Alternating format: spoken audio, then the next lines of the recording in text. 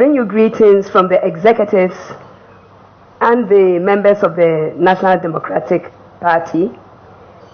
It is truly a pleasure to address you all today, many of whom I think I have interacted in the course of my developmental work. But today I do so in a very unique and historical capacity. Excuse me. As the first female presidential candidate ever to address the IEA, I want to say a big thank you for this opportunity to express my views here. Thank you. Originally, I was supposed to come and speak for 45 minutes, and it's been cut to 25 minutes. So I'm going to really just rush through, leave a lot of things, and maybe in the question and answer time, I'll be able to deal with them. The economic and social upheavals we are witnessing in some nations across the world must awaken that sense of urgency in all of us. We as Ghanaians cannot take our future for granted and assume that it shall be well, even as we live the reality of it is not well.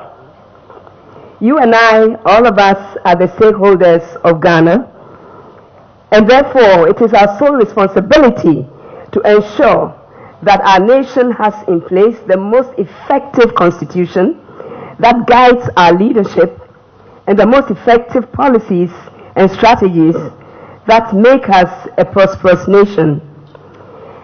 It is within our power as citizens of Ghana to ensure that Ghana is on a clear, visionary path. It is not enough to hope or pray that things will get better. It is not enough. Excuse me. Let me take that again. It is not enough to hope and pray that things will get better, when the stark reality indicates that our nation is on the wrong path. That is why I am running for president, to put Ghana on the right track again. I am the presidential candidate of the National Democratic Party, and we believe in laying the foundation of a prosperous future for Ghana so that all Ghanaians can have the confidence in a country built on a system that rewards hard work and sacrifice. The NDP believes in creating a Ghana where mothers and fathers have the opportunity to invest in the future of their children, where Ghanaian genius is rewarded and where meritocracy is paramount. We believe in a thriving economy that creates equal opportunity for every Ghanaian, regardless of ethnic group, regardless of financial group and status, regardless of gender and age.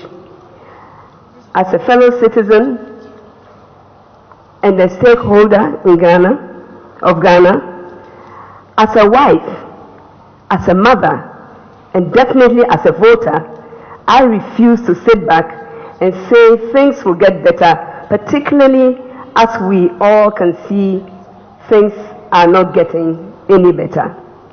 In fact, things are getting worse for us as a nation. I will not sit back and do nothing while the gap between the rich and the poor grows wider. We are all witnesses to the deplorable growth of slums in Ghana. We all watch with frustration as societal indiscipline creeps into every facet of our lives. Although the government security budget has increased, we are witness to decreasing law and order, with a corresponding increase of arbitrariness and impunity. Our health system is really not a system because it is not working. there isn't a single family as in an extended family,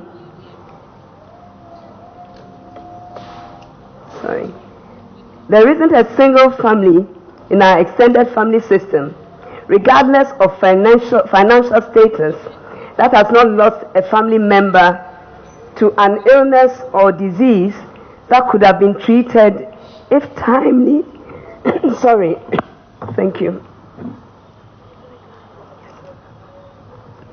If timely, sorry, I've lost my. If timely proper care had been administered, our healthcare professionals are frustrated due to their inability to help save their patients.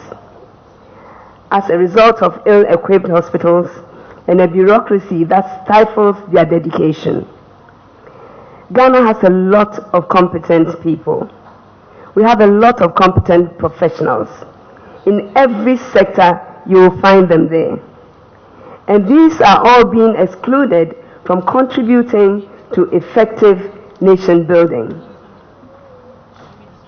Ladies and gentlemen, we need to create a system that supports and rewards our dedicated healthcare servicemen and women, while weeding out those who are guilty of medical malpractice. How can a nation that prides itself on peace and stability have its foundations shaken by outbreaks of cholera and typhoid, diseases easily avoidable if our health and sanitation systems worked effectively? Thank you.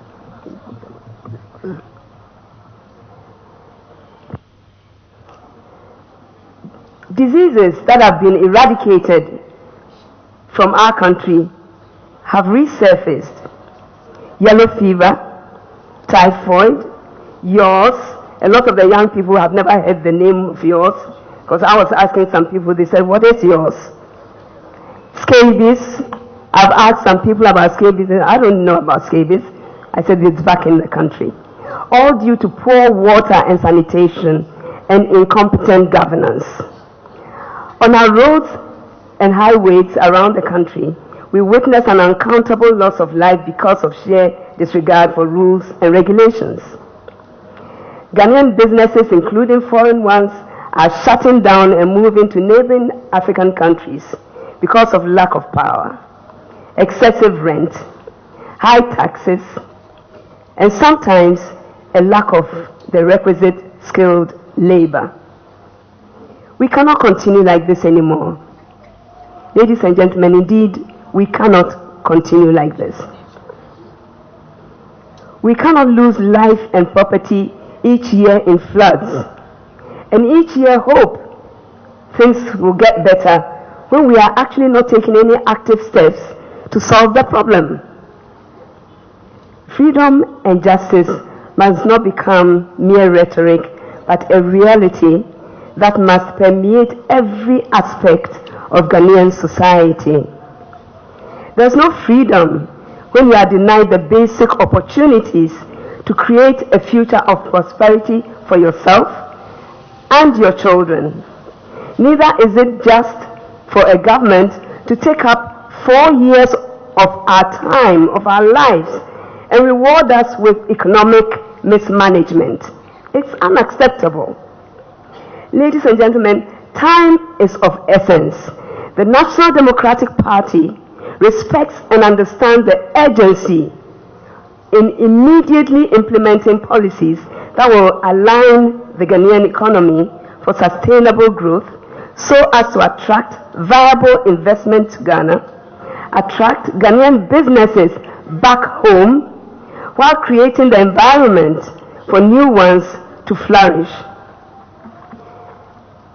Indeed, the NDP does not believe in paying lip service to decentralization. We want to empower Ghanaians at all levels. We intend to do this by allowing the local government system to work and work effectively. With the limited time allotted, I will focus briefly on some thematic areas. Indeed, originally I had 8 areas, or 10. That's the economy, energy, local government, trade and industry, education and the youth, women and children, health, agriculture, law and order. But due to the shortness of time, I'm going to pick maybe 4 out of the 9. So I'll deal with the economy. The NDP's road to recovery. Under the economy, we shall re-examine the restructure the financial services sector by drawing in all stakeholders in this sector. We will take a closer look at the cost of credit of commercial banks. Why is it profitably high, and what can be done in the short term and long term to bring this down?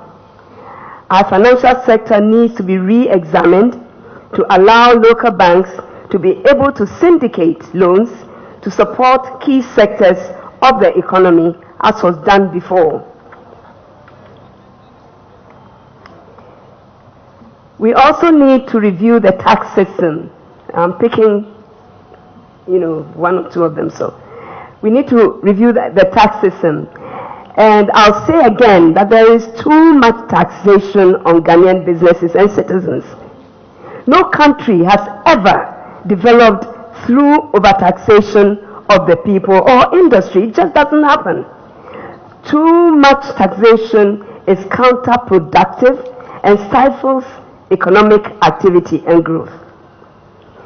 When taxes are overly high, production drops, businesses suffer, workers suffer, some are laid off, and there is no guarantee whatsoever that those who remain will still be there the following year. The government is telling us that only a few Ghanaians pay tax. The NDP wishes to differ on this matter, because everybody in Ghana pays tax. If it may be an indirect tax or a direct tax, but we all pay some tax. In fact, everybody pays taxes on NHIS, rural electrification, the GET fund, and many more, rural water. I could go on and on. These taxes are on everything that we buy. Even a newborn baby that we're going to put Pampers on, the Pampers have all these taxes on it. You buy bread, you see NHIS on it. So we pay the taxes, but we can call it indirect tax. But don't tell us we don't pay tax, because we do. Elementary economics, ladies and gentlemen, dictates that money must be in the hands of the consumer, not the government, in order for sustainable economic activity to be realized. Our present economic strategy is simply borrow, tax, spend, and then again borrow, tax, spend. I think we can do better than that. And we in the NDP, we know we can do it.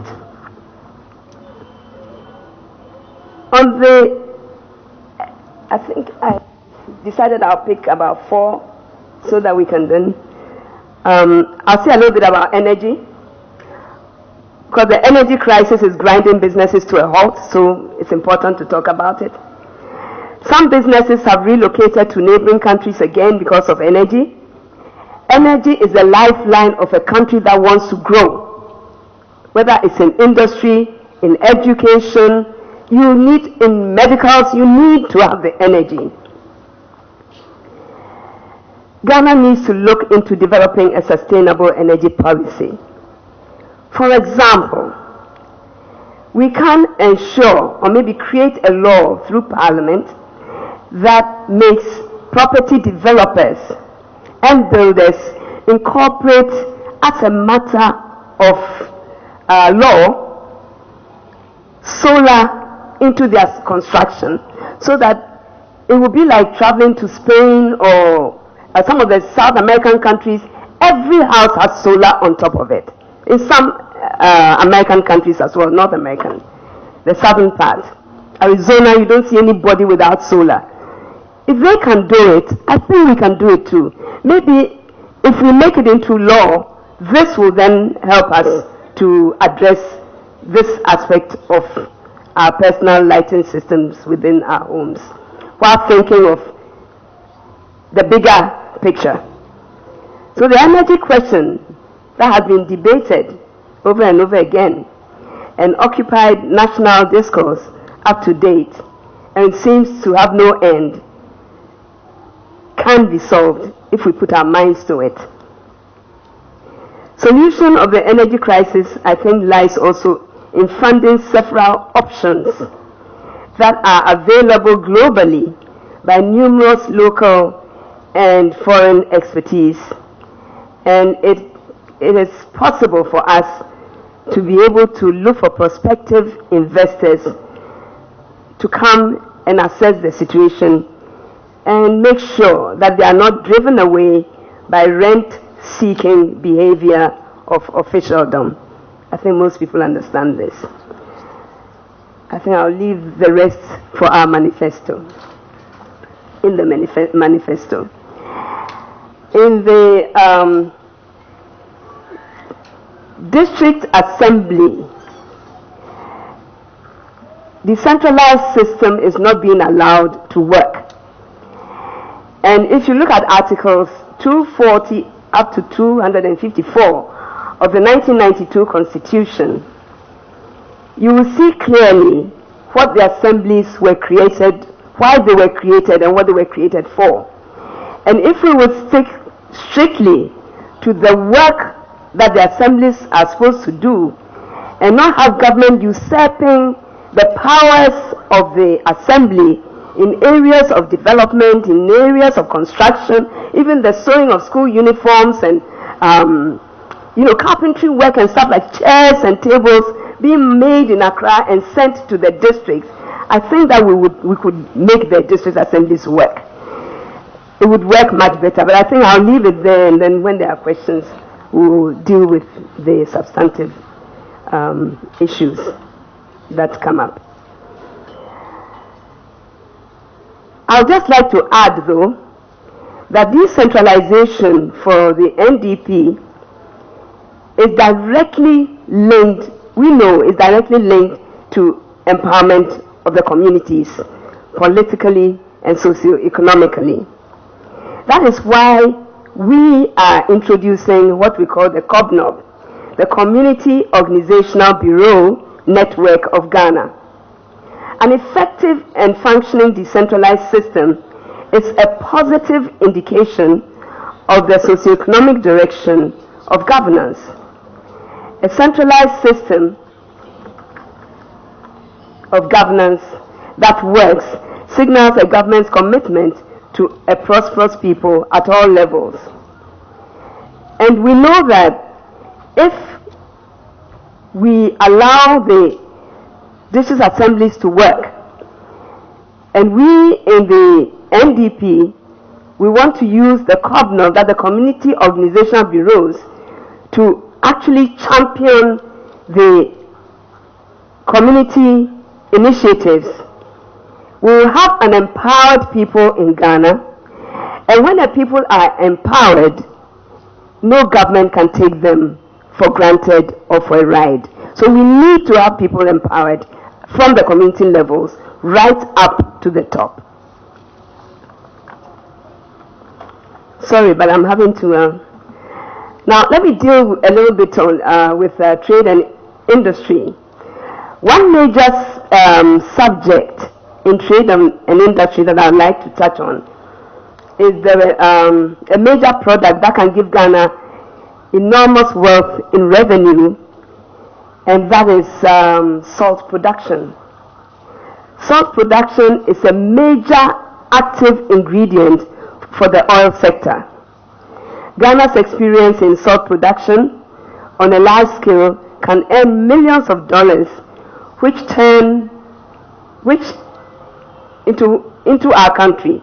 And in addition, when we create the salt production, we can set up factories to also produce chloride and sodium respectively that can be exported to other countries. We in the NDP are looking at setting up factories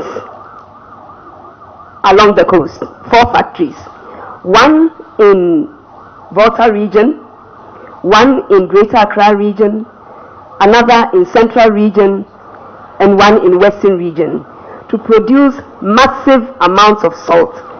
Now, seawater is free, and it is the natural resource for production of salt. And so we propose the development of salt winning program, where factories will be built in those 4 regions, a first-class factory for producing salt with attractive packaging will give us an excellent exportable product and at the same time create jobs for Ghanaians. The rock salt that we produce can be exported to the oil-producing countries of Africa and other places. Currently, oil-producing countries in the whole of Africa import the salt that they need for their oil fields. The National Democratic Party sees an opportunity for Ghana to increase its revenue base through the export of rock salt to oil-producing countries, if nowhere else, at least for Africa. A developed salt industry can earn Ghana more than gold is earning us today. The second thing I want to talk about in the trade and industry is gold refining. Ladies and gentlemen, too much lip service has been paid to gold refining and nothing has been done up to date. An NDP government will establish a first-class gold refinery using international contacts and partners who have credibility in the world, because Ghana has to stop exporting our gold in the form that we are doing at the moment. A gold refinery will give our gold added value.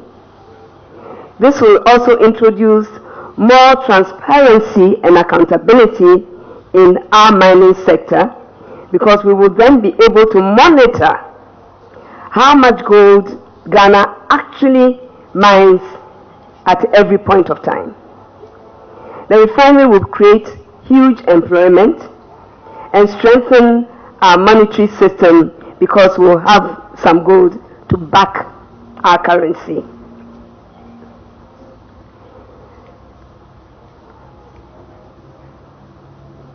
I think I can leave out the women and children and go straight to the education and youth, because everybody knows what I do with women, and I am really passionate about that. But I'll just say a few words about the young women, because to our young women who are really at the threshold of adulthood, I'd like to encourage them to take their education and vocations seriously, and not to be swayed by negativities which may destroy their future.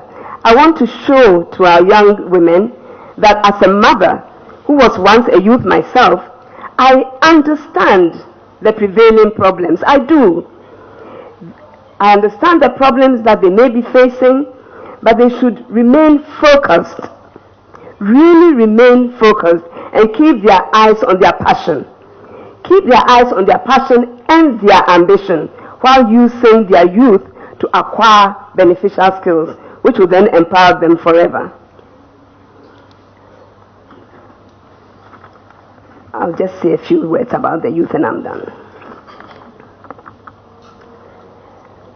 No, I think I'll say something about, I have a lot of things to say. Thank you very much. Law and order. Ladies and gentlemen, the pinnacle and sustenance of any democracy is our respect and adherence to law and order. We therefore cannot progress as a nation when citizens are living in a state of insecurity and fear of their lives in their own homes. Families are living in fear because of the audacity of armed robbers who are developing more and more sophisticated ways to terrorize and pillage our communities. Our security agencies do not have the adequate manpower to deal effectively with those that flout the law. The prevalence of white-collar crime means that we need to invest heavily in our serious fraud office. This is very important because I think a lot of our security agents cannot identify the white-collar, serious white-collar fraud in our system. And I believe that if we are able to recruit dynamic minds and ensure constant skills training, we will have a very strong serious fraud office, or people who can at least identify white-collar crime. In law and order, houses are built without permits, while our waterways are blocked by the haphazard construction of structures without the proper planning and mapping of the said area. In some instances, the law clearly states that the area is to be preserved as a green belt.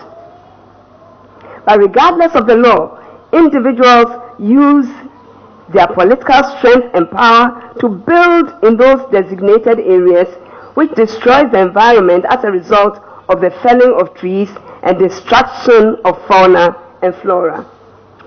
City and town planning departments must work again, and Ghanaians have to adhere to the laws on planning, regardless of which party is in power. Stringent supervision will be introduced by the NDP to make our cities beautiful again. While talking about planning, let me also state that let me also comment on the haphazard naming of the streets and roads that already had names. Some of the streets did have names. Why change it and give them new names? The consequences of this action is the expense of having to change and reprint letterheads, tax forms, bank forms, etc., etc., etc. All these are things that are needed by companies or individuals. And we are having to change our letterhead addresses and so on. This process was not well thought out and has been done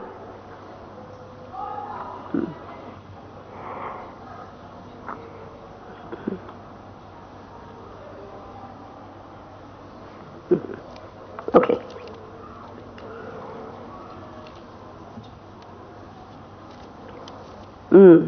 We need to set Ghana on a path that right is right and wrong is definitely wrong, regardless of your political persuasion. We must see that right is right and wrong is wrong. I believe in restructuring our law and order apparatus so that Ghanaians can trust in the integrity of our laws and in those that enforce them. Ladies and gentlemen, in conclusion, Ghana needs a dynamic approach to leadership, an innovative approach that will chart a new future for all of us.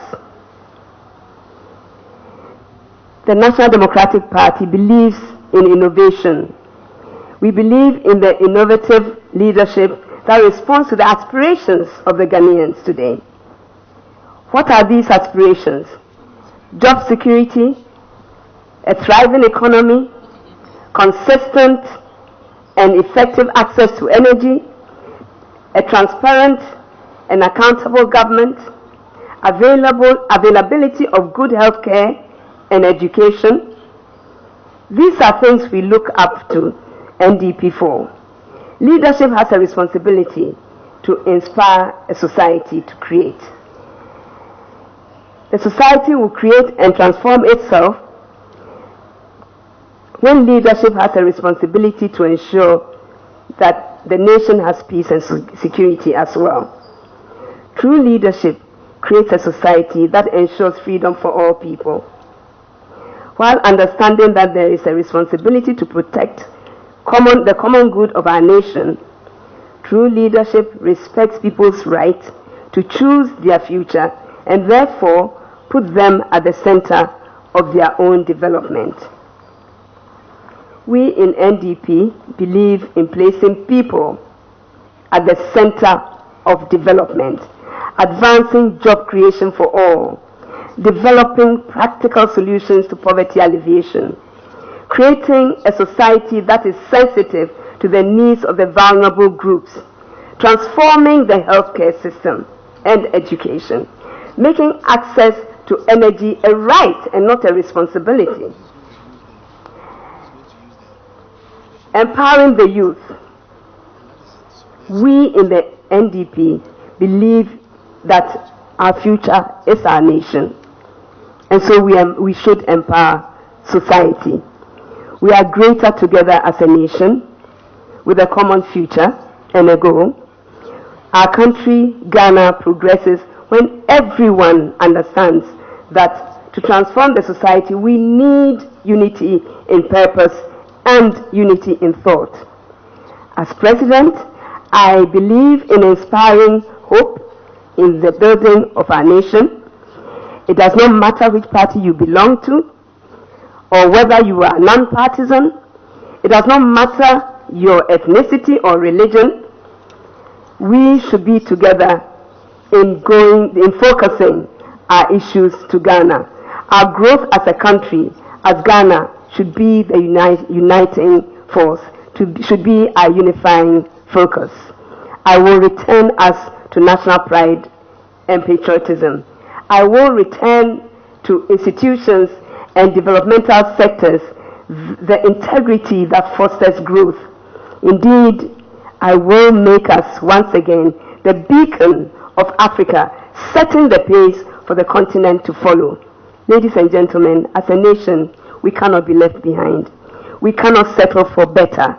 As a nation, we cannot strive for better while other countries within the global economy are reaching for the best.